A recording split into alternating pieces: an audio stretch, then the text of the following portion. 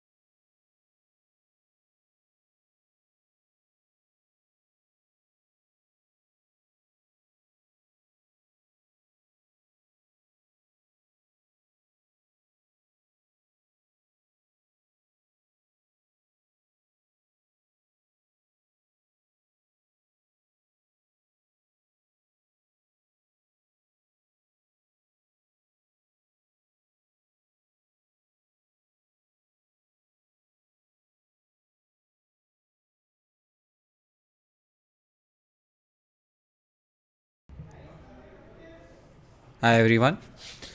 Welcome back. Today's webinar is Quora Unleashed, how you can be using Quora for your course marketing.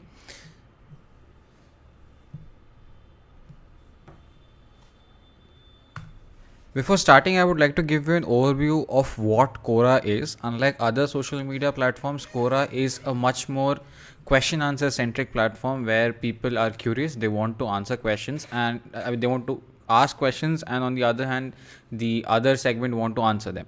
So being a teacher, Quora is one of the most wonderful platforms for you to showcase your expertise in, to showcase how you tackle questions, to showcase your style of teaching, and that directly converts to good students.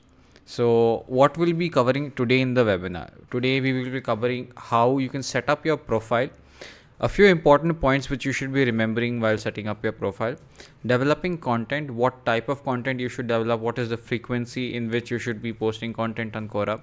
I will be touching a little bit on Quora ads. A much more briefer session will be happening sometime later. Quora Spaces, a new community feature by Quora.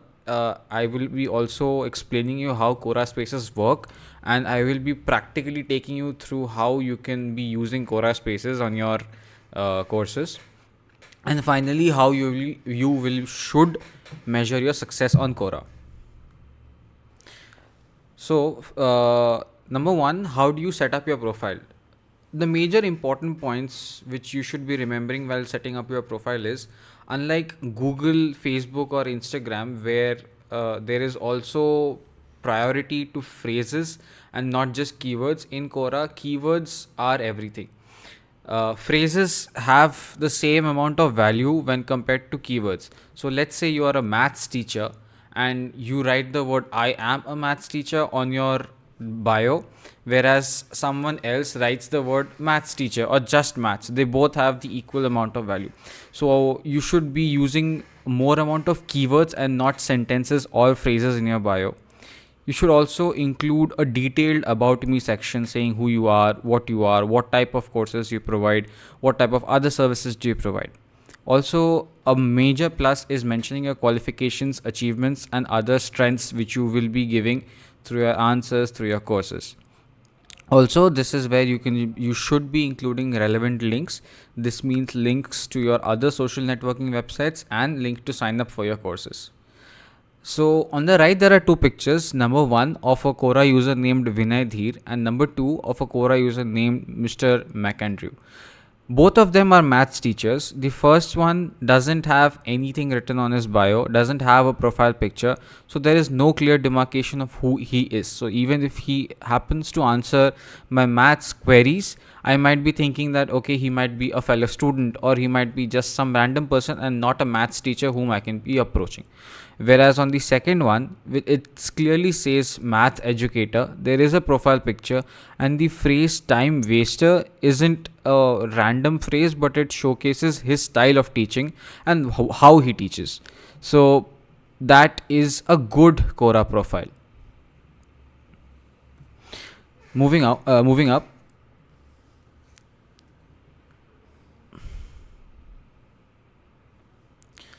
Now, about what type of content and how you should be writing content on Quora.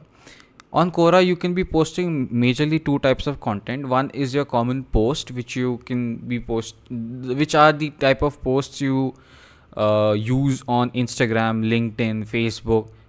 This can be photo, this can be video. And the second is your questions and answers, which is the major chunk of Quora users' base. So number one, you have to follow relevant topics and set alerts for them. So in the screenshot which I have set, this is supposed to be for someone who is a maths tutor. So a maths teacher must go to Quora search everything related to his particular domain. Let's say he is a JEE mains maths teacher, so he should be searching for every single group, every single word, and every single space in Quora which has these words, and he should be following them and also setting up alerts for them. So as soon as someone posts a question either in that group or related to that keyword, they are informed, and it is a potential opportunity for them to showcase their knowledge.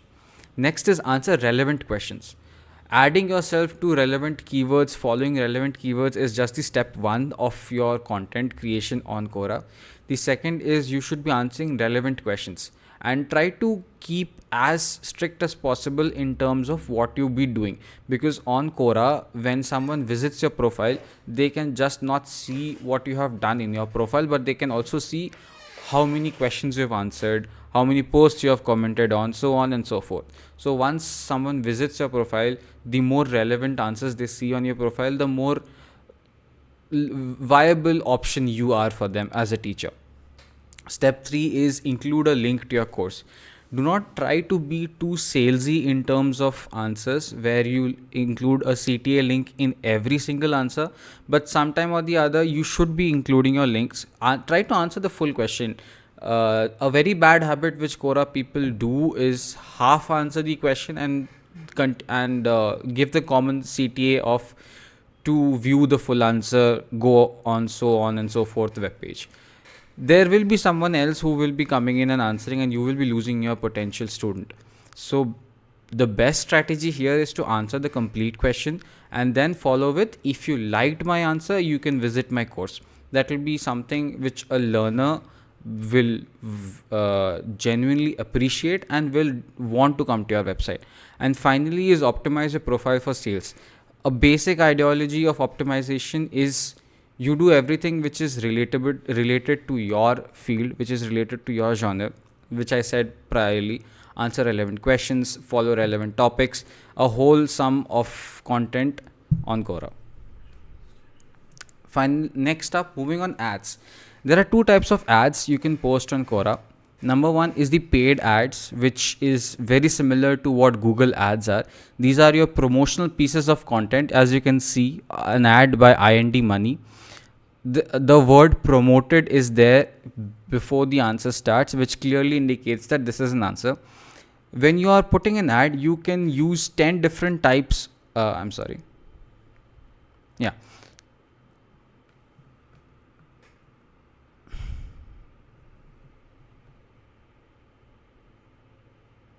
Okay. So when you're putting up an ad, you can use 10 different targeting options. What targeting options are is nothing but how you will be targeting your ads, as in what are the words you're targeting or how you're targeting. So I'll tell you what these are. Number one is topic targeting, which is you will be posting your ads only on specific topics and not just any random topics. Number two is keyword targeting. This is a much more precise form of targeting where, let's say, going ahead with the prior example of a JEE mains maths teacher, I would want my ads to appear in questions where someone asks something related to JEE mains. These two words or these two keywords must have to be there. Second is question targeting. This is something specific to Quora, wherein the type of question the user will be asking, you can target that. So let's say if someone asks a question regarding JEE mains, even though the word might not be there, let's say someone asks question about how do I do engineering after 12th. So that is somewhere close to your relatable topic. So that is question targeting. This is not as precise as keyword targeting. Then there is website traffic audience. This delivers ads to users who visited any specific website or pages or Quora pages. So you can target on the basis of that. Then there is lookalike audience. This creates an audience that is similar to your customer leads or subscribers based on a list that will be matching your audience to their to the website they view.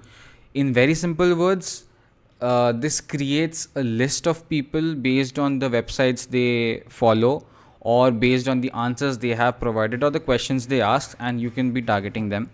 Then there is list match audience. This uploads a list of email addresses, phone numbers whom you can target. So basically these are targeting on the basis of email address and phone number.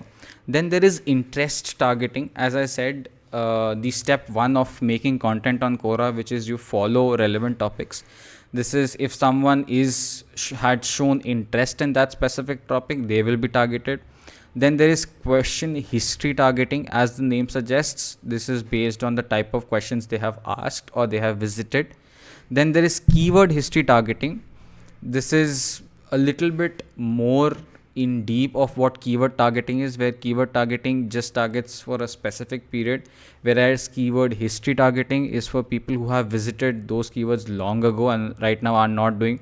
And then there is broad targeting, which is everything in between. Next up, this has proven 4 times better click-through rate than other platforms because unlike Google or YouTube, it is much more relevant to what the student or the learner wants at that very instance. Then there is something called organic ads. This is nothing but you answering them the questions of your to be learners or asking your students to do so, and at the end providing a CTA of visiting the website. But this is once again only after answering the complete question. Then what is Spaces? Spaces in Quora is a community feature which I'll be showing you now. To give you a very brief understanding of what Spaces are, this is like what Facebook groups or WhatsApp community is, but unlike Facebook groups, the best of both these is what Quora Spaces is, wherein anyone can upload content, like or share, but whoever is uploading content, that is only after you have given them consent. That is, you start a space where only you can upload content, but anyone can like, anyone can upvote, anyone can reply on the content, but no one can upload their own content on your space. That is until and unless you have given them permission to. So it is a much more closely knit community where you have a great amount of control on. This is what the Quora page looks like. You can see I have been so going to my profile. This shows where I have studied, where I live, what are the types of things I like, and what I know about. These are some things which I have given and some things which Quora has understood based on the information in terms of my geolocation, my current job, or my education which I have given to Quora. On that basis, it is suggesting me pages which I might like. I said I liked Samsung Galaxy, so it's suggesting me to follow Samsung Galaxy. You can, let's say you are a biology teacher for class 9, so I will be searching for biology class 9 CBSE, and okay, so nothing specific to that.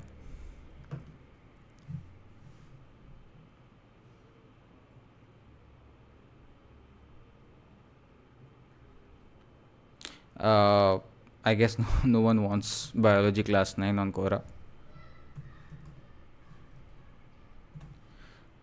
If I were to search for the topic mathematics, I can see multiple spaces. As I said, spaces related to mathematics which I can join. I can see multiple questions. I can see multiple groups which I would like to join if I were a maths teacher, and I can also see related topics. If I were to be a maths teacher, my goal would to be follow each and every page which has something relevant to what I be doing, and then based on that I will be getting notifications. I will want to answer those questions and then finally convert them into my learners. And what space is, when you go to your Quora profile, on the left you can see create space. Here you can create any space. Let's say I name this Apekshit space, and this is a group dedicated to learning digital marketing. I have created the space. I can add people whom I follow. I can similarly get the invite link and paste it on my other social media channels. And this is the type of content which I see. This is the space created. The type of content which I will be uploading on this, based on those keywords, other people will be suggested. Let's say I were to upload a content related to digital marketing. So people on Quora who are questioning something related to or answering something related to digital marketing will be suggested my space. They can join, and that is how I can create my community.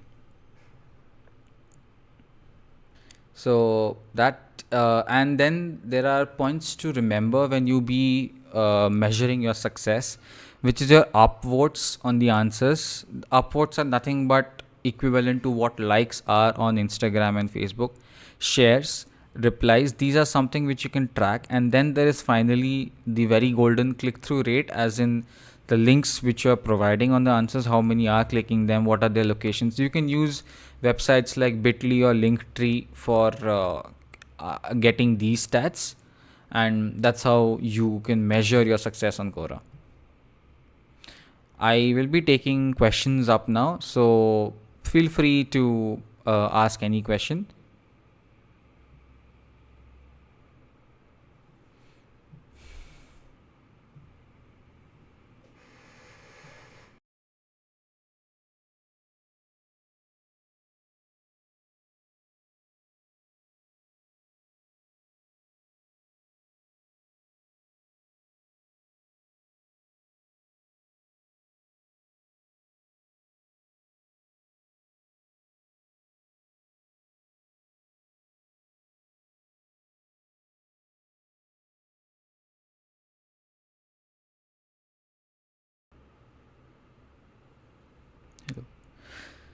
So I guess there was nothing, and thank you everyone for joining, and see you again the next time. Thank you.